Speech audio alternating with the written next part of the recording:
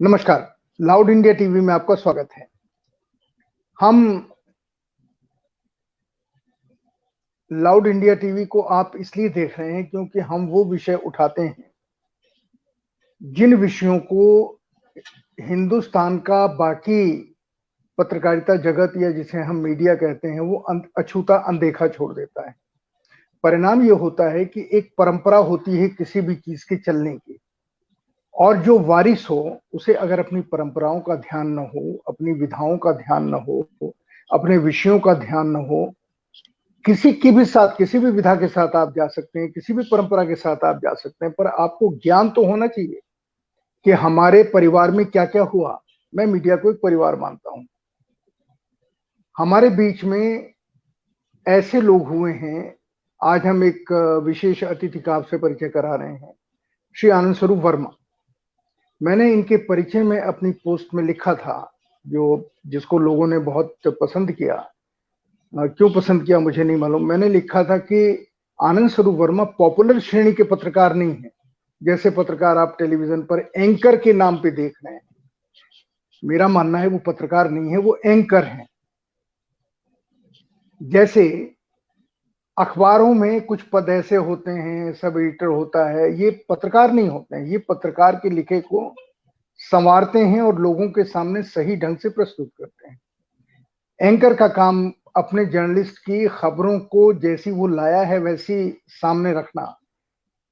वो पॉपुलर श्रेणी इस समय नहीं चल रही है, और बल्कि वो अपनी बात कह रहे हैं और जो उनका रोल नहीं है वो बताने की कोशिश कर रहे हैं। आनंद स्वरूप वर्मा के बारे में मैंने लिखा था कि वर्मा जी उस श्रेणी के पत्रकार नहीं है। वो सौंदर्य बोध के ऊपर, ताजमहल के ऊपर, हेमा मालिनी के ऊपर, मोदी जी के ऊपर, उनके कपड़ों के ऊपर नहीं लिखते। उनकी शुरू से पत्रकारिता की थीम, उनका केंद्र बिंदु सामान्य आदमी रहा है, जो गरीब है, शोषित है, पीड़ित है, जिसकी आवाज पहले कभी सुनी जाती थी, अब नहीं सुनी जाती। वो समकालीन तीसरी दुनिया के एडिटर भी हैं और उन्होंने बहुत बड़े बड़े काम किए हैं। उन्होंने बहुत सारी किताबें लिखी हैं, प्रचंड की पूरी सीरीज, रजनी पामदत्त की। अब मैं उनका खुद परिचय दूं। मैं चाहूंगा कि वर्मा जी आप अपने बारे में अगर 1 मिनट कह दें संक्षेप में, फिर हम विषय के ऊपर बातचीत शुरू करें ताकि जो लोग आपको नहीं जानते हैं वो जान लें। संतोष जी धन्यवाद। और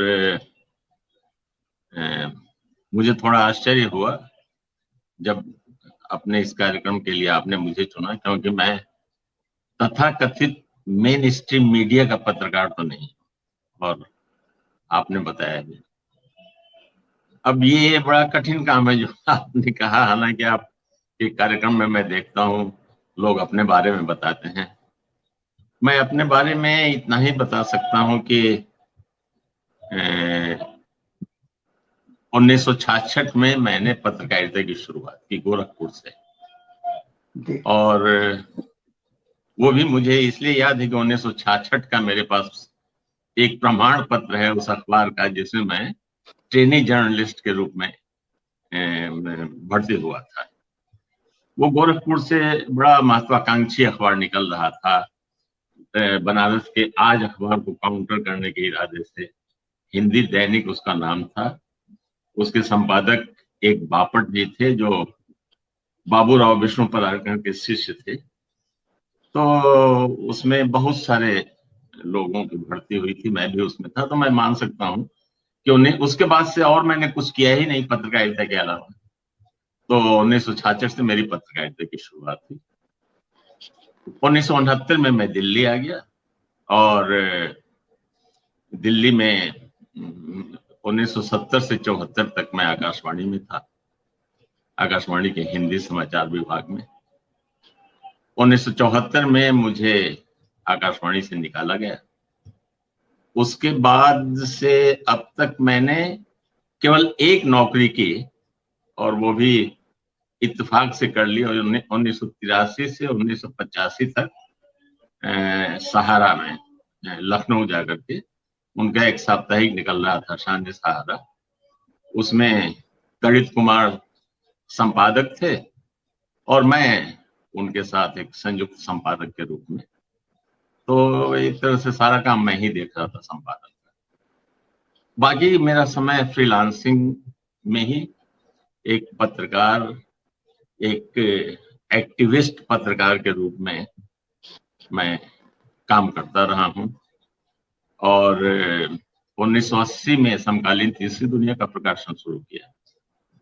तो तब से तीसरी दुनिया का ही प्रकाशन अब तक कई बार बंद हुआ, कई बार निकला, क्योंकि हमारे पास कोई पूंजी नहीं थी और लोगों के सहयोग से ही पत्रिका बराबर निकलती रही है। और उसके जरिए ही मैं जो कुछ करना चाहता था अपने एक सामाजिक बदलाव में, अपनी एक भूमिका एक बेहतर समाज बनाने के लिए, वो मैं निभाने की कोशिश करता रहा। अब ये जो बातें मैंने बताई हैं, इसमें अगर आपको कुछ और पूछना हो तो आप पूछें, मैं उसका खुलासा कर सकता हूँ। बिल्कुल, जैसे आकाशवाणी के यहीं से पूछने की शुरुआत करता हूँ आनंद स्वरूप जी आपसे। वो ये कि आपने पत्रकारिता का ये हिस्सा क्यों चुना, ये विधा क्यों चुनी, जिसमें आप पॉपुलर जर्नलिस्ट की श्रेणी से अलग हट करके एक, मैं उसे विशेष श्रेणी कहूंगा, क्योंकि जिसकी नजर गरीबों पे हो, जिसकी नजर दमों कुचलों के ऊपर हो, उसको कभी न प्रशंसा मिलती है न उसको पैसे मिलते हैं, वो हमेशा अभाव में जीता है। तो ये अभाव में जीने वाली पत्रकारिता, ऐसे लेखक भी हमारे यहाँ हुए हैं। मैं जो सबसे बड़े लेखक हैं जिनको हम सब जानते हैं, मुंशी प्रेमचंद, मैं उन्हीं का नाम लूंगा। लेखक भी ऐसे हुए हैं जिन्होंने वो विधा चुनी ही नहीं। हमारे यहाँ मैत्री पुष्पा आई थी, उन्होंने कहा कि लेखकों के बीच में आज क्या बीमारी है और पहले क्या नहीं थी। मैं उसी तरह आपसे जानना चाहता हूं कि आपने ये अभाव वाली पत्रकारिता की जिंदगी और ये विधा, ये शैली क्यों चुनी?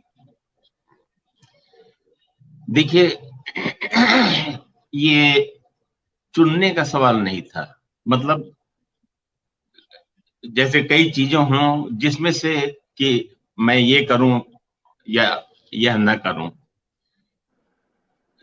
मैं इंजीनियरिंग का छात्र था गोरखपुर में और मैकेनिकल इंजीनियरिंग पढ़ा था। 3rd ईयर में मैंने छोड़ दिया था क्योंकि मेरा रुझान थोड़ा साहित्यिक था। मैं कहानियां लिखता था और मेरी पहली कहानी 1960 में छपी थी। बनारस से एक पत्रिका निकलती थी बासंती, उसके संपादक थे एक बहुत अच्छे गीतकार थे महेंद्र शंकर जी। उसमें मेरी पहली कहानी छपी।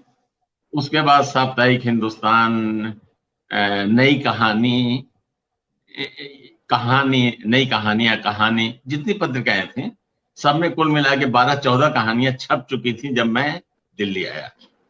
तो गोरखपुर में अब इंजीनियरिंग की पढ़ाई मैं छोड़ना चाहता था और किसी लिखने पढ़ने के ही काम में लगना चाहता था।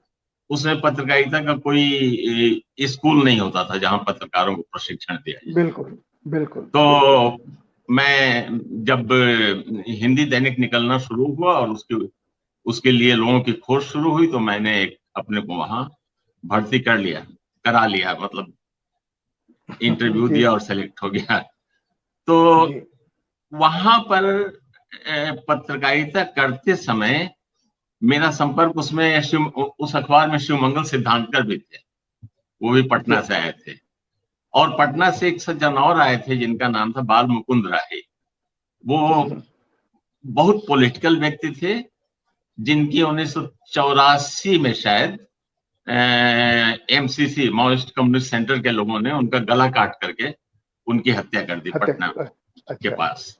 तो बाल मुकुंद राही बहुत अच्छे पत्रकार थे और उन्होंने जो गुर मुझे सिखाए पत्रकारिता के, मैं उनको अपना एक गुरु मानता हूं इस मामले में कि उन्होंने मेरे सोच की पूरी दिशा बदल दी और वो दिशा जो थी वो मार्क्सवाद की तरफ जाती थी। इसलिए मेरे नाम के साथ शुरू से ही एक बिल्ला लग गया वामपंथी पत्रकार। आप कहीं भी देखेंगे मेरे लिए जब लिखा जाता था वामपंथी पत्रकार आनंद वर्मा। अब वामपंथी पत्रकार क्या होता है क्यों होता है ये सब मैं नहीं जानता, लेकिन मैं समझता हूँ जिन कारणों से मुझे वामपंथी पत्रकार कहा जाता है, तो पत्रकार को तो वामपंथी होना ही चाहिए। यानी जनपक्षी अगर पत्रकार है, जनता के पक्ष में लिखने वाला है, तो उसको वामपंथी कह देते हैं। तो वो एक हिंदी दैनिक का अनुभव बाल मुकुंद राही का साथ, फिर हिंदी दैनिक से मजदूरों के सवाल को लेकर के हड़ताल हुई हिंदी दैनिक में, उस हड़ताल में हम लोग निकाल दिए गए। और फिर गोरखपुर से ही पूर्वी टाइम्स नाम का एक साप्ताहिक अखबार निकलता था, जो केशव देव मालवीय का था, केडी मालवीय का, जो किसी जमाने में नेहरू कैबिनेट में तेल मंत्री थे और जिनको इंडियन ऑयल की स्थापना का श्रेय मिलता है जी। तो केडी मालवीय के अखबार में हम लोग गए। आप याद करिए, वो दौर भारत की आजादी को 20 साल हुए थे 47 के बाद। 67 का दौर एक मोह भंग वाला दौर था, और 67 में ही नक्सलबाड़ी वाली घटना हुई। 67 में ही पश्चिम बंगाल में एक संयुक्त मोर्चा की सरकार बनी। वही वो दौर था जब गैर कांग्रेसी सरकार बनाने का डॉक्टर लोहिया का भी नारा सामने आया था। तो उस समय जब नक्सलबाड़ी की घटना हुई, तो पूर्वी टाइम्स हमारे ख्याल से पहला अखबार था जिसने नक्सलबाड़ी के महत्व को समझा, और राही जी ने उसमें जो एडिटोरियल लिखा वो कवर पेज पर ही नक्सलबाड़ी नक्सलबाड़ी नक्सलबाड़ी शीर्षक से। और उन्होंने कहा, जबकि वो बहुत छोटी सी खबर छपी थी दिल्ली के अखबारों में, उन्होंने कहा कि यह घटना जो है आने वाले दिनों में भारत की राजनीति को एक नई दिशा देगी, और कम से कम पूरी कम्युनिस्ट राजनीति को। तो उनकी समझ जो थी, अच्छा, वहां से फिर हमने दुनिया में जितनी भी घटनाएं हो रही थी उनके बारे में पढ़ना शुरू किया। खासतौर से अफ्रीका के बारे में बहुत पढ़ना शुरू किया, और क्योंकि अफ्रीका में एक उपनिवेशवाद विरोधी आंदोलन बहुत तेज था उस दशक में, तो पैट्रिस लुमुम्बा की हत्या हो गई थी। उस हत्या ने मुझे बहुत विचलित किया था, और बहुत सारी जो घटनाएं थी। तो मेरी सोच एक ऐसी दिशा, और मैं स्टूडेंट फेडरेशन का मेंबर भी था, मैं स्टूडेंट फेडरेशन का एक पदाधिकारी था उस समय। स्टूडेंट फेडरेशन और समाजवादी युवजन सभा और एक दो संगठन और कांग्रेस का एक संगठन, यही 3 प्रमुख संगठन थे गोरखपुर में जिसकी एक धमक बनी हुई थी। तो स्टूडेंट फेडरेशन में मैं था। तो मेरा एक वामपंथ की तरफ, जिसको वामपंथ कहते हैं, वो बेसिकली कम्युनिस्ट राजनीति की तरफ मेरा रुझान उस समय से हो गया था। और नेचुरली जब कम्युनिस्ट राजनीति की तरफ रुझान हुआ तो बहुत सारी चीजें समझ में आई कि एक वर्ग विभाजित समाज में आप किस वर्ग के हित के लिए काम करना पसंद करेंगे। तो नेचुरली ये मेरी अपनी पसंद थी जी। एक मिनट, मैं एक ये जानना चाह रहा हूँ कि एक अंतर्विरोध नजर आ रहा है। आपने जो पत्रकारिता चुनी, मैं विचारों को एक तरफ रखता हूँ कि आप मार्क्सवादी माने जाते थे, या राही जी ने आपको जो समझ दी उससे आपका दिमाग बना, पर जब आप रिपोर्ट लिखते थे तो उस रिपोर्ट में, कि मैं तारीफ इसलिए करूंगा कि बिखरी बहुत सारी चीजें रहती थी, पर उसमें आप उन रिपोर्ट्स को उठाते थे जो लोगों की तकलीफ को दर्शाती थी। पर दूसरी तरफ जो अखबार निकले शुरू से, चाहे वो जिले से अखबार निकले हों या राष्ट्रीय स्तर के निकले हों या प्रदेश स्तर के निकले हों, उन सारे अखबारों में पैसा उन्हीं लोगों का लगा हुआ था जो इन सब चीजों के कारण है, बड़े पूंजीपति। और उनका एक संगठन होता है जो अखबार निकालने की ताकत रखता है, उसको पहले दिन से घाटा सहने का मादा होना चाहिए, अंदाज होता है कि इतना घाटा हमको इसमें मिलेगा। पैसा कमा नहीं पाता, जो पैसा कमाते हैं वो छोटे तबके के पत्रकार कमाते हैं जो कहीं से घुस फूस ले लेते हैं, पर अगर अखबार कमाए जो कमाता नहीं है। मेरा यहाँ सवाल है कि इस अंतर्विरोध को, कि आपकी रिपोर्ट जो आपने लिखी है वो छपे, एक वो कैसे होता था, और जब छपती थी तो आपके ऊपर अखबार के मालिकों की तरफ से, जिनका रिश्ता सरकार से भी होता है, और जिनका, मैं अभी तक की बात पूछ रहा हूँ, जिनका रिश्ता पैसे वालों से होता है क्योंकि वो अखबार निकालते हैं, आप उस दबाव को कैसे सहते थे और अपनी रिपोर्ट कैसे प्रकाशित करवा पाते थे?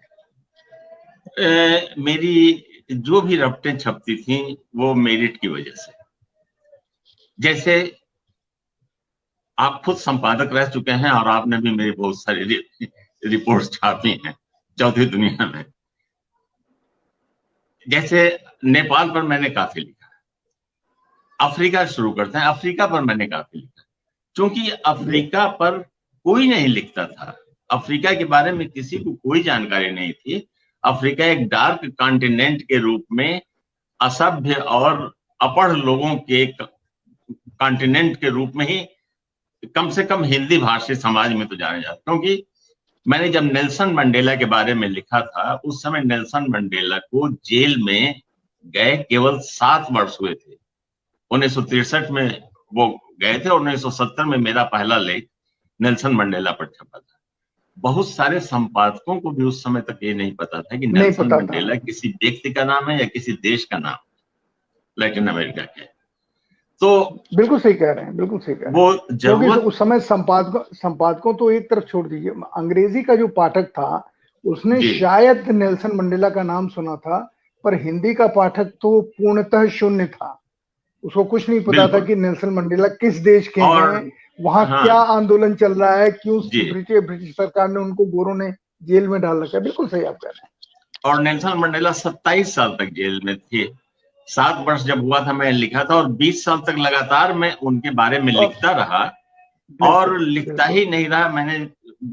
मेरा शुरू से ये रहा कि जिस विषय पर मैं लिखूंगा उस विषय पर लोगों को आंदोलित करने की भी कोशिश करूंगा। तो मैं उसके लिए आंदोलन भी करना, लोगों को गोलबंद करना, ब्रिटिश एम्बेसी के सामने प्रदर्शन करना कि आर्थिक प्रतिबंध उसके खिलाफ लगाओ, वगैरह वगैरह। तो मैंने कहा, ऐसे ही नेपाल पर जब मैंने लिखना शुरू किया, नेपाल के माओइस्ट मूवमेंट के बारे में भारत में यही जानकारी थी, मीडिया के जरिए होती थी कि ये ISI चला रहा है या कोई, या चीन की तरफ से चलाया जा रहा है। CIA चला रहा है, ये भी था उस समय। हाँ, CIA, ISI, चाइना, ये सब कुछ। लेकिन वो जन आंदोलन था, जनता की भागीदारी थी, ये कहीं नहीं था। तो मैंने जो किताब भी लिखी उस समय, रोल्पा से डोल्पा तक, वो नेपाल के माओइस्ट मूवमेंट पर पहली किताब थी, हिंदी अंग्रेजी किसी भी भाषा में। तो मैंने जो कहा कि मेरिट की वजह से मुझे जो पूंजीपति द्वारा संचालित अखबार हैं उसमें जो संपादक थे वे पूंजीपतियों के द्वारा संचालित तो नहीं थे, वो तो बुद्धिमान लोग थे उस समय।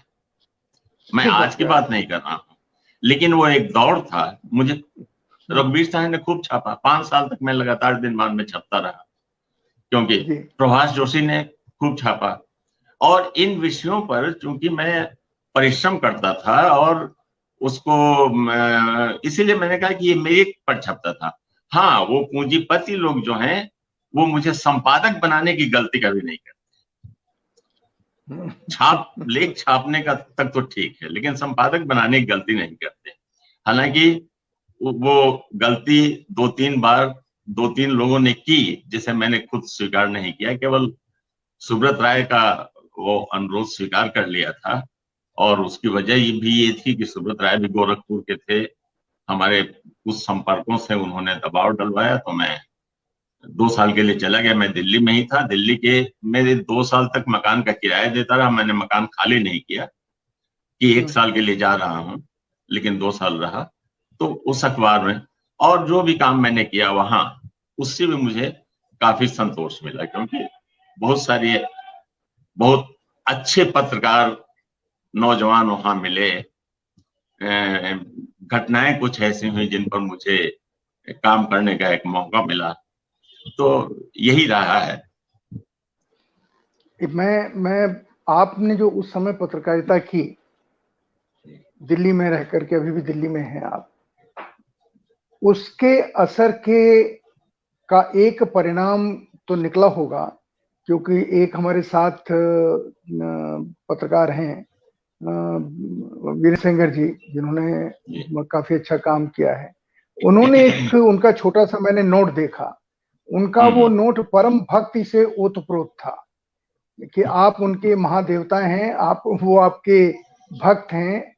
आप, मैं सिर्फ ये जानना चाह रहा हूं कि ऐसे कितने लोगों के ऊपर आपने अपनी पत्रकारिता की छाप छोड़ी जिन्होंने उससे प्रभावित होकर ये प्रोफेशन ज्वाइन किया जिसको पत्रकारिता कहते हैं, और वो अभी भी पॉपुलर जर्नलिज्म से थोड़े से अलग हैं। पूरा तो कोई नहीं हो सकता, लेकिन पॉपुलर जर्नलिज्म से थोड़े से अलग हैं या ऑफ बीट रिपोर्ट्स करते हैं।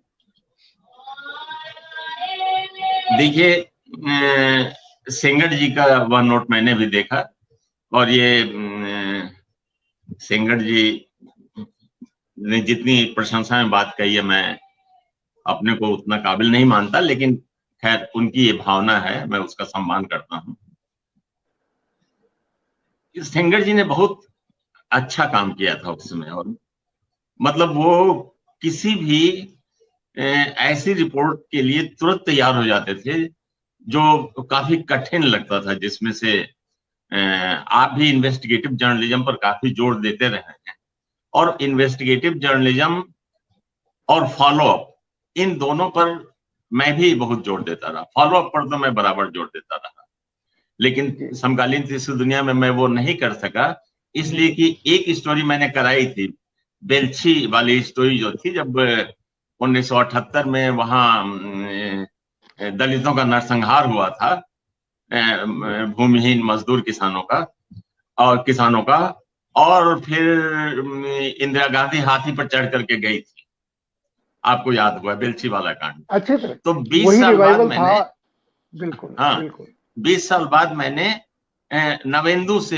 वो स्टोरी करवाई तीसरी दुनिया में, और बहुत अच्छी स्टोरी उन्होंने की, मैंने उसे प्रकाशित भी किया। लेकिन मैंने महसूस किया कि फॉलो अप कराने में ये बड़ा खर्चीला काम है, और समकालीन तीसरी दुनिया जैसी पत्रिका इसको अफोर्ड नहीं कर सकती। कोई बड़ा अखबार तो अफोर्ड कर सकता है, तो फिर मैंने वो इरादा छोड़ दिया है। लेकिन मैंने देखा था कि फॉलो अप स्टोरीज और इन्वेस्टिगेटिव जर्नलिज्म करने में बीरेन सेंगर का कोई जवाब नहीं था। वो एक से एक स्टोरी करते थे, और आपके यहाँ इस चौथी दुनिया में जब उन्होंने लाइन में खड़ा किया, गोली मारी और फेंक दिया, जो आपका बैनर छपा हुआ था हाशिमपुरा वाले कांड, हाशिमपुरा मलयाना वाले जी, हाँ मलयाना, वो एक अद्भुत स्टोरी थी। फिर उनकी एक और स्टोरी थी,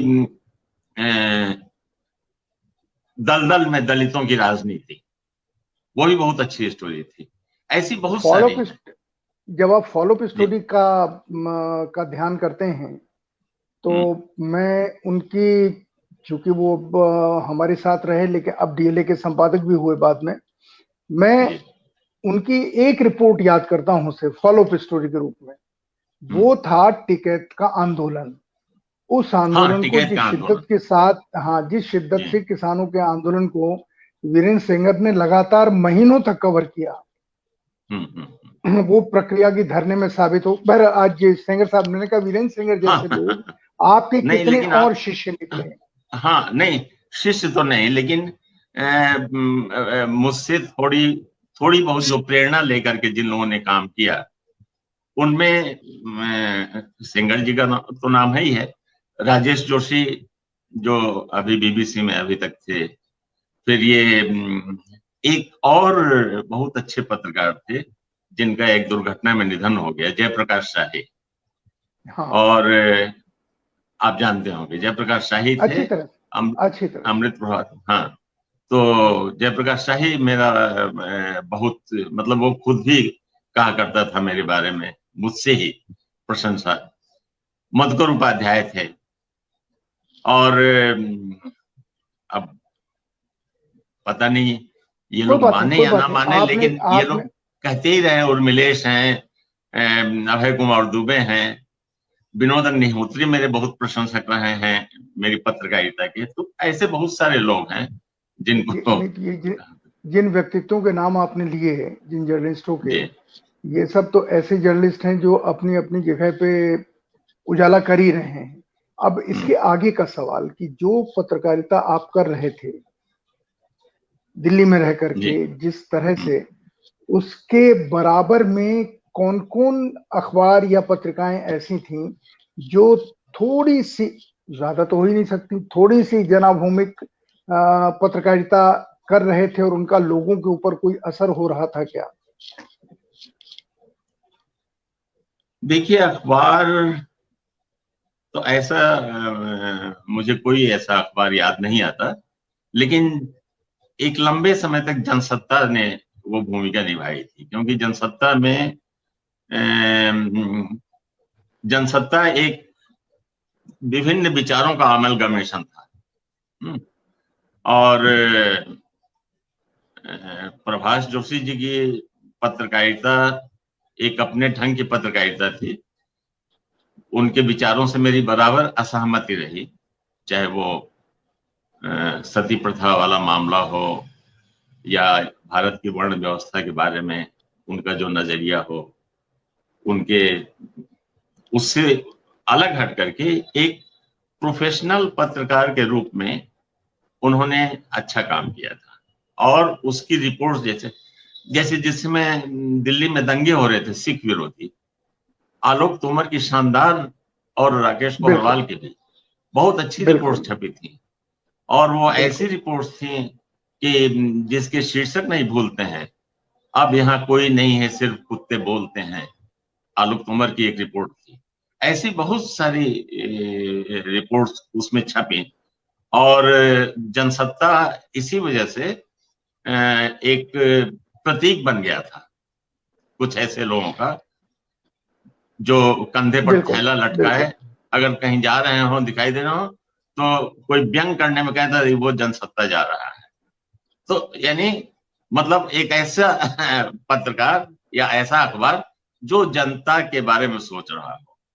बाकी कहीं कुछ राजन माथुर के आने के बाद थोड़ा सा नवभारत, लेकिन नवभारत टाइम्स का पूरा ढांचा और पूरा मिजाज और पूरा लेआउट, गेटअप सब कुछ ऐसा था जो कहीं से जनता के मांगों के अनुरूप नहीं होता था। तो मुझे तो ऐसा कुछ नहीं। साप्ताहिक अखबारों में जरूर रविवार एक लंबे समय तक, जब तक एसपी सिंह जी थे उसमें, तब तक रविवार ने भी शानदार काम किया। और रविवार ने शानदार काम इसलिए किया क्योंकि उसके लिए एकदम मैदान खाली था। एक तो इमरजेंसी के बाद वो निकला था, हमारे ख्याल से 1977 में उसका पहला अंक निकला था। और मुझे याद है कि पहले अंक में ही फणीश्वरनाथ रेणु कवर स्टोरी पढ़ते रविवार के। तो रविवार में ने इतने सारे पत्रकार पैदा किए और अच्छे अच्छे पत्रकार, और वो बिल्कुल भारत के ग्रामीण क्षेत्र का, जो भारत का हृदय स्थल है, उसका वह आईना उस समय बन गया था रविवार। बिल्कुल। तो लेकिन दिनमान ने भी अच्छी शुरुआत की थी। हाँ, लेकिन दिनमान की आभा इमरजेंसी के बाद दिनमान खत्म हो गया था। हाँ, लेकिन रघुवीर सहाय के जीवन काल में ही, जब उन्होंने संजय गांधी का भी समर्थन कर दिया, 20 सूत्री उनके का, 25 सूत्री, 20 सूत्री इंदिरा गांधी का और 25 देखिए बहुत बड़े बड़े लोग हैं, जब कमजोर होते हैं तो उन्होंने तो कवर स्टोरी लिख दी थी, इंदिरा गांधी जीत गई और इंदिरा गांधी हार गई थी चुनाव।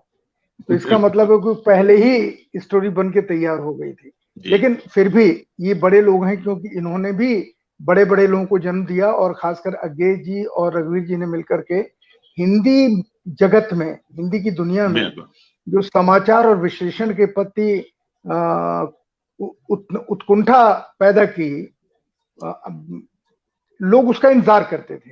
और जिस रिपोर्ट का आपने जिक्र किया बेल्छी का, वो बेल्छी की रिपोर्ट दिनमान में भी छपी थी। और दिनमान में जिन महोदय ने उस रिपोर्ट को लिखा था वो आज बीबीसी में है लंदन में, लेकिन वही रिपोर्ट, आप शायद सहमत हो मुझसे, इंदिरा जी के रिवाइवल का कारण बनी थी। बिल्कुल। इंदिरा जी जो पॉलिटिक्स से जनता पार्टी में किनारे हो गई थी हार के बाद, बहुत बड़ी घटना हो गई थी। बड़ी घटना। बेल्छी की रिपोर्ट को, चूंकि वो आपने बताया वो हाथी पे बैठ के गई थी, उस समय तक जनता ने देखा नहीं था कि कोई राजनेता इस तरीके से जा सकता है, तो वो रिवाइवल का कारण बनती। अब मुझे ये बताइए कि उस दौर में आप के जमाने की पत्रकारिता में आप किन किन पत्रकारों से या संपादकों से प्रभावित हुए? मैं अच्छा काम कर रहे थे, जिनके साथ आप नहीं थे पर आपके सामने जो अखबार और पत्रिकाएं थी, उनमें से कोई ऐसा है जो आपको याद रहा हो? मैं निश्चित हूं कि आप एसपी सिंह का नाम लेंगे। हाँ, नहीं, एसपी सिंह का नाम और राजेंद्र माथुर, प्रभाष जोशी और रघुवीर सहाय भी। रघुवीर सहाय जी एक संपादक के रूप में उस समय तक, जब वो इंदिरा गांधी के प्रभाव में नहीं आए थे, न जाने किन कारणों से, शायद अंदर का कुछ भय रहा होगा, जो भी हो, लेकिन सहाय जी की मैं आपको एक बहुत छोटी सी घटना बताऊं कि 1970 में दिल्ली में अफ्रो एशियन राइटर्स कॉन्फ्रेंस हो रहा था और उसमें दक्षिण अफ्रीका के उपन्यासकार अलेक्स लगुमा आए थे भाग लेने और उनको लोटस पुरस्कार मिला था। तो वही पुरस्कार लेने आए थे। रघुवीर सहाय जी ने प्रयाग शुक्ल से कहा कि आप उनका इंटरव्यू कीजिए, अलेक्स लगुमा को। अब प्रयाग जी के लिए बड़ी दिक्कत हो गई कि जिस लेखक को कभी पढ़ा ही ना हो उसका इंटरव्यू कैसे करें। उन्होंने अपनी ये दिक्कत मंगलेश जी को बतलाई, मंगलेश डबराल को। मंगलेश डबराल को पता था कि मैं अफ्रीकी साहित्य पर काफी पढ़ता लिखता रहता हूँ, तो उन्होंने मुझसे कहा और प्रयाग शुक्ल को लेके मेरे पास आए काफी हाउस में। तो मैंने बताया कि हाँ, मैंने अलेक्स लगुमा के 2 उपन्यास पढ़े हैं और उन पर मैंने कुछ नोट्स लिए हैं, वो मेरे पास हैं, जो गोरखपुर में ही मैंने लिए थे। तो उन्होंने कहा प्रयाग जी ने कि आप अपने उन नोट्स को लेकर के कल दिनमान आ सकते हैं? मैंने कहा मैं आ जाऊंगा। मैं लेकर के गया अपने सारे नोट्स और रघुवीर सहाय ने उन नोट्स को पलट करके देखा और हैरानी के साथ उन्होंने कहा कि मैं विदेशी साहित्य के बारे में इतना पढ़ता हूं लेकिन मेरे पास कोई जानकारी नहीं है और आप गोरखपुर में रह करके इतने सारे नोट्स कैसे तैयार कर लिए एक लेखक के बारे में। मैं बिल्कुल नया एक था, यानी 27-28 साल का नौजवान, और रघुवीर सहाय उससे इस तरह की बात कर रहे हों और फिर उन्होंने कहा कि इंटरव्यू आप करेंगे और वो इंटरव्यू मैंने किया और वो मेरी पहली स्टोरी थी जो कवर स्टोरी बन करके दिनमान में छपी। हाँ, और उसके बाद रघुवीर सहाय जी ने मुझसे कहा कि आप नियमित दिनमान के लिए अफ्रीका पर लिखिए और मैंने लिखना शुरू किया। मैं सोचता हूं कि आज के जो संपादक हैं, अगर उनको कहीं कोई ऐसा कोई नौजवान मिले जिसके बारे में उन्हें लगता हो कि तो मुझसे ज्यादा जानता है, तो उसका प्रवेश ही बंद करा दें उस दफ्तर में। बिल्कुल बिल्कुल, इतनी इंफीरियरिटी कॉम्प्लेक्स हो जाए। तो ये एक उन लोगों के अंदर, ऐसे ही मैंने राजेंद्र माथुर और प्रभाष जोशी, इन दोनों की पत्रकारिता पर बड़ी तीखी आलोचना लिखी, हंस में छपी। जी जी। एक दिन मैं नवभारत टाइम्स में गया तो जैसे ही मैं 3rd फ्लोर पर पहुंचा, सब लोग मेरी तरफ देख के मुस्कुरा रहे थे और मैंने सोचा पता नहीं क्या गड़बड़ी हो गई। तो मैंने रब्बी से पूछा कि रब्बी हुआ क्या है। एक बार रब्बी वहां काम करते थे, ये लोग देख के मुझे, तो रब्बी हाथ पकड़ के ले गया, नोटिस बोर्ड पर दिखाया कि वो मेरा लेख जो है थोड़ा और एनलार्ज करके नोटिस बोर्ड पर चिपकाया गया। तो हमने कहा ये किसने किया? तो कहा कि ये राजेंद्र माथुर ने चिपकवाया है। और उस समय उर्मिलेश नवभारत टाइम्स पटना में थे, उन्होंने बताया कि यहाँ और जितने भी कार्यालय हैं सब जगह इस लेख को भेजा और कहा कि इसको चिपका दिया जाए नोटिस बोर्ड पर, ताकि लोग देखें कि हमारी खामियां क्या क्या हैं। तो ये तो एक अद्भुत, मतलब ऐसी चीजें तो दुर्लभ है कि कोई संपादक अपनी आलोचना को। बिल्कुल राजेंद्र माथुर जी को शायद जिनके नाम जितने लिए उनमें माथुर जी को महान इसीलिए कहते हैं कि वो जो आपके साथ उन्होंने किया, उनके साथ जितने लोग काम करते थे उनको वो कभी एहसास नहीं दिलाते थे कि तुम छोटे पत्रकार हो। बिल्कुल। और ये भावना बहुत बड़ी है। अनुसर जी, ये एक चीज और मैं जानना चाह रहा हूं, आपके दौर में दबाव कितने आपको झेलने पड़े अपनी रिपोर्ट्स को लेकर के? जब इन अखबारों में आप लिखते थे तो उन रिपोर्ट्स को लेकर दबाव तो आते ही होंगे उन अखबारों के संपादकों पे कि आनंद स्वरूप को क्यों छाप रहे हो? ये मैंने देखिए एक ही रिपोर्ट ऐसी की थी जिसका नेचर था जिसमें दबाव पड़ सकता था, और वो गिरधर राठी संपादक थे प्रतिपक्ष के, और उस समय सेंट्रल बैंक ऑफ इंडिया जो है वो मारुति के लिए यानी संजय गांधी को 1 करोड़ रुपए का सैंक्शन किए था, और वो नियम विरुद्ध था, वहां की यूनियन के लोगों ने मुझे बताया था। वो मैंने एक रिपोर्ट तैयार की और राठी जी ने उसमें से मेरा नाम हटा दिया, कहा कि ये बहुत खतरनाक रिपोर्ट है और आप परेशान हो जाएंगे। वो रिपोर्ट छपी थी। उस रिपोर्ट के छपने के बाद मुझे जरूर मेरे एक बहुत निकट के व्यक्ति थे जो नेहरू कैबिनेट में मंत्री रह चुके थे, मालवीय जी की बात मैं कर रहा हूँ, मालवीय, उन्होंने बुला करके और मुझे बहुत तरह से समझाने की कोशिश की कि इस तरह की रिपोर्ट तुम मत छापो, इंदिरा गांधी छोड़ेगी नहीं किसी को अगर ऐसी रिपोर्ट्स हुई तो मैंने कहा कि नहीं, मैं जानता था कि ऐसा हो सकता है।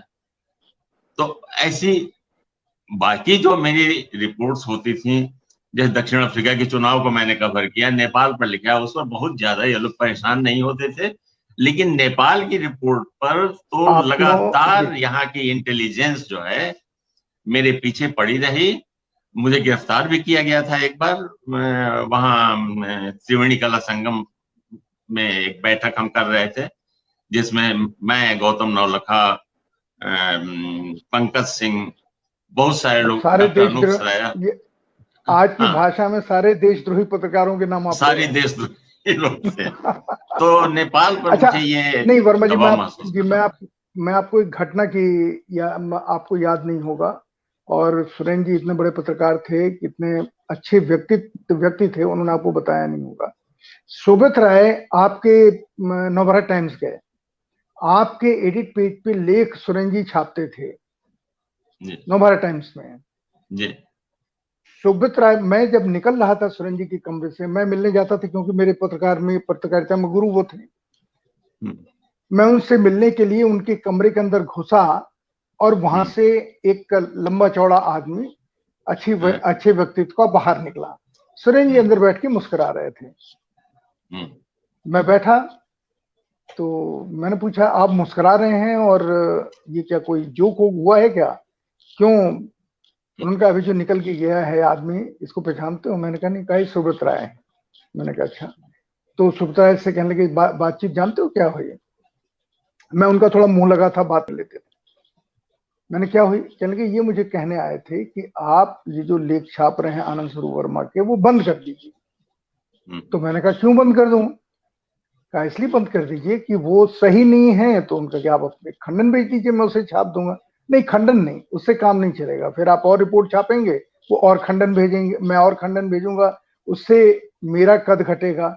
और उस समय वो फाइनेंस कंपनी चलाते थे, काफी पैसा था उनके पास।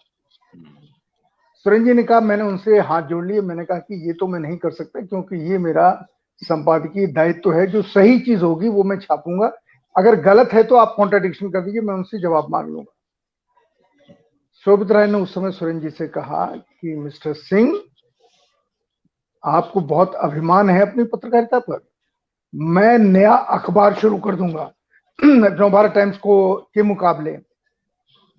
मैं घटना इसलिए बता रहा हूं कि सुरेन जी इस पर मुस्कुरा रहे थे कि सुरेन जी ने हाथ जोड़ के कहा कि हाँ। तो वो ये धमकी देकर के सुब्रत राय टाइम्स ऑफ सुरेन जी के कमरे से नवभारत टाइम्स के नीचे उतर के सीढ़ियों से तीसरे फ्लोर गए, चपरासी ने बताया, लिफ्ट में नहीं बैठे हो। और सुरेन जी ने उसको ध्यान दिया, लेकिन परिस्थिति का खेल देखिए, उसी सहारा में एक बार संपादक बनने के लिए सुब्रत राय ने बुलाया, और सुरेन जी शायद 24 घंटे भी नहीं, 6 घंटे 8 घंटे रहे। कल बुलाने की बात हुई तो सुरेन जी ने कहा कि मेरे दांत में दर्द है, मैं आज नहीं आ पाऊंगा। सुरेन जी नहीं गए उस दफ्तर में। तो घटनाएं कभी कभी ऐसी घटती हैं जो पता नहीं रहती हैं, लेकिन सुरेन जी का वो संपादक वाला साहस, उनको मालूम था कि ये पैसे वाला है, ये हमारे यहाँ बात कर सकता है, कह सकता है, विज्ञापन भविष्य के रोक सकता है या दे सकता है, सब हो सकता है। तो सुरेंद्र जी ने 1 सेकंड में, आपको पता भी नहीं होगा उनकी इस घटना इस ने, घटना का मुझे नहीं पता है। इतना पूरे पता है कि सहारा, कुछ जो मेरे मित्र हैं इसमें सहारा में, वो बताते थे कि आपको छापने पर यहाँ प्रतिबंध लगाया गया है। हमने कहा मैं भेजूंगा ही नहीं कभी छपने के लिए। वो जो सहारा समूह का मीडिया का जन्म हुआ, उसकी जड़ में आप थे, सुरेंद्र जी का वो तू तड़क था, और नहीं, एक और घटना थी। सुब्रत राय का लेख सहारा में मैंने 3 बार वापस कर दिया था, छापने से मना कर दिया था। और उनको ये लगता था कि वो मालिक हैं, तो वो जो लिख देंगे वो छप जाना चाहिए। मैंने कहा था कि मैं संपादक हूं, आप मालिक हैं बिल्कुल, लेकिन संपादक का यह अधिकार है कि कौन सा लेख छापे कौन सा ना छापे। इस लेख को मैं नहीं छाप सकता। ये पूरे अखबार की जो धार है उसके खिलाफ ये जा रहा है। सुब्रत राय ने एक्चुअली जब ब्लू स्टार ऑपरेशन हुआ था उसके बाद ये कहा था कि अब ये समय आ गया है कि सारे सिखों का कत्लेआम कर दिया जाना चाहिए। इस पर मेरी तीखी बहस उनसे हुई थी, और इसी के बाद मैंने एक सीरीज चलाई थी सहारा में कि राजनीतिक समस्या का सैनिक समाधान करके, जिसमें कवर पर पंजाब का मैप बना हुआ था और उसके अंदर एक संगीन खड़ी थी, और उस पर मैंने बहुत सारे लोगों से लिखवाया था। सुब्रत राय ने भी उस पर एक लिख करके भेजा, उसको मैंने देखा, मैंने उसे 3 बार वापस कर दिया। तीसरी बार फिर मैंने कहा कि इसको और बढ़िया बना करके भेजिए, ठीक नहीं है। उनका जो पीए आता था वो पढ़ा लिखा आदमी था, तो वो वही लिखा करता था, तो वो तीसरी बार मैंने उसको छापा। लेकिन उसी अंक में 11वें पेज पर मैंने अपना रिज्वाइंडर भी उस लेख के खिलाफ छापा था। तो सुब्रत राय को लगा होगा कि ऐसे नहीं काम चलेगा, अपना अखबार निकालना चाहिए। दूसरे एसपी सिंह जी से जो बात आप बता रहे हैं, ये घटना, सारी घटनाएं मिल करके मतलब उनको अखबार निकालने के लिए प्रेरित की होंगी।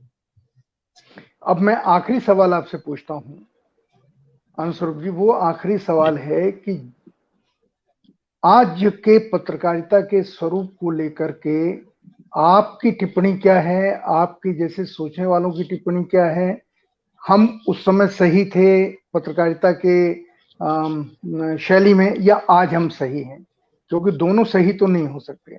तो क्या सही था, या हमने उस समय कोई चूक की जब आप लोग जर्नलिस्ट थे, जर्नलिस्ट आज भी हैं, पर जब असर रखते थे, जिसमें मैं भी हम सब शामिल हैं, हम लोगों ने क्या इस चीज को समझा नहीं जो आज लोगों ने समझ लिया, या हम सही थे आज के लोग नहीं समझ पा रहे हैं? मैं इसके बारे में आपकी राय जानना चाह रहा हूं, और ये आखिरी सवाल है जी। नहीं, देखिए, आज का जो दौर है जिसमें पत्रकार और पत्रकारिता, इन दोनों की बहुत महत्वपूर्ण भूमिका होनी चाहिए थी, दुर्भाग्यवश वैसा नहीं है। और इसमें पत्रकारों की उतनी गलती नहीं है जितनी कि जो लोग मीडिया के संचालक हैं, जो चला रहे हैं। बहुत सारे ऐसे पत्रकार हैं जो मन मार के उसमें काम कर रहे हैं, लेकिन उसमें बहुत अति उत्साही भी हैं जिनके अंदर दुनिया भर की महत्वाकांक्षाएं हैं कि शायद कुछ पुरस्कार मिल जाए सत्ता की तरफ से। देखिए, सबसे बड़ी बात यह है कि पूरी सत्ता पर जो एक पकड़ मजबूत होती गई है उन ताकतों की जो अपने ढंग से पूरी राजनीति को हाँक करके ले जाना चाह रही है, उन्होंने मीडिया के जरिए और बहुत सारी चीजों के जरिए एक कलेक्टिव डेल्यूजन जिसको कहते हैं, जो सामूहिक मति भ्रम की स्थिति पैदा कर दी। और यह सामूहिक मति भ्रम की स्थिति पैदा करने में बहुत सारी शक्तियां जिम्मेदार हैं। यह एक साइकोलॉजिकल टर्म है जो कई देशों में कई मौकों पर देखा गया है। भारत में भी उस समय आपने देखा होगा जब सब लोग गणेश जी को दूध पिलाने जा रहे थे, वही है कलेक्टिव डेल्यूजन की स्थिति। सबका मति भ्रम हो गया। बाद में उन्होंने सोचा होगा कि अरे मैंने ये क्या कर दिया, या अचानक हो गया कि सब लोग अपनी छत पर खड़े होकर के ताली और थाली पीटने लगे, बहुत पढ़े लिखे लोग भी, और उनको लगा कि इससे हम कोरोना भगा देंगे। यह जो समय समय पर, मैं समझता हूं कि इस समय मीडिया से तो आप कुछ उम्मीद करिए ही नहीं, लेकिन सत्ता जो अपने तुच्छ स्वार्थों के लिए, सत्ता में बने रहने के लिए पूरी की पूरी जनता को जाहिल बनाने पर तुली हुई है। अंधविश्वास, अवैज्ञानिक सोच, ये सब विकसित जो किया जा रहा है, ऐसा पहले किसी भी रेजिम ने नहीं किया, और ये बहुत बड़ी आपराधिक कार्रवाई है। आप फासिस्ट हो या एंटी फासिस्ट हो, कम्युनिस्ट हो, जो भी हो, लेकिन अगर आप सत्ता में बैठे हुए हैं और इस तरह की कार्रवाई कर रहे हैं, इतने प्रधानमंत्री आए, नेहरू से लेकर के और मोदी तक, किसी भी प्रधानमंत्री ने ऐसा तो नहीं किया था कि अपने को सत्ता में बनाए रखने के लिए आप लोगों का डी स्कूलिंग करें। इतने दिनों से जो स्कूलिंग हुई है, जो लोगों ने सीखा है, उसको कितने सचेत ढंग से उसकी डी स्कूलिंग की जा रही है। मैं समझता हूं इसके खिलाफ जो पत्रकार है, एक तो पत्रकारों ने पढ़ना लिखना बिल्कुल बंद कर दिया है। नई पीढ़ी के पत्रकारों को, मैं जब मार्क्सवाद की बात करता हूं तो मार्क्सवाद एक टूल है, जो पूरी घटनाओं के विश्लेषण के लिए एक टूल है। हर पत्रकार को इसके बारे में जानकारी होनी चाहिए मार्क्सवाद की, और भारत के पत्रकार को तो मार्क्सवाद और अंबेडकरवाद अगर दोनों की जानकारी नहीं रहेगी तो आप घटनाओं का विश्लेषण सही ढंग से कर ही नहीं पाएंगे, क्योंकि यहाँ वर्ग भी है और जाति भी है, जिसकी जकड़ इतनी मजबूत है कि अगर आप अंबेडकर को नहीं समझे, मार्क्स को नहीं समझे, तो आप सही ढंग से विश्लेषण नहीं कर पाएंगे। तो ये सब कमियां हैं हमारे यहाँ पत्रकारिता के पढ़ाई में, पत्रकारों में। अब देखिए कैसे वो दूर होती है। मैं लेकिन निराश नहीं हूं, क्योंकि इसी दौर में बहुत सारे ऐसे पत्रकार हैं नई पीढ़ी में, जिनकी रपटों को देखने से लगता है कि वाह, अभी भी ईसाईनाथ तो अब एक गुजरी हुई पीढ़ी के पत्रकार हुए, लेकिन इधर की पीढ़ी में अभिषेक श्रीवास्तव हैं, अभिषेक रंजन सिंह हैं, ऐसे बहुत सारे नौजवान हैं जो ये फील्ड रिपोर्ट्स तमाम परिश्रम करके, मेहनत करके, जिसका उनको उतना मेहनताना भी नहीं मिलता, पारिश्रमिक भी नहीं मिलता, लेकिन वो अपने कमिटमेंट की वजह से उस काम को कर रहे हैं। तो मुझे उम्मीद है कि अभी आने वाले दिन अच्छे होंगे। चलिए, मोदी जी की तरह आप भी आशा कर रहे हैं आने वाले दिन अच्छे नहीं, वैसे अच्छे दिन तो वैसे अच्छे दिन पर तो हमने तीसरी दुनिया का एक कवर स्टोरी छापा था कि सावधान, अच्छे दिन आने वाले हैं। मैं आनंद स्वरूप वर्मा जी का इसलिए धन्यवाद देता हूं कि उन्होंने अपनी बात को साफ तौर पर पत्रकार साथियों के सामने, या जो दर्शक देख रहे हैं उनके सामने तो रखा ही, उन्होंने एक सुझाव भी दे दिया अपने प्रोग्राम में कि हमें ऐसे पत्रकारों के बारे में भी बात करनी चाहिए जैसे आलोक तोमर थे।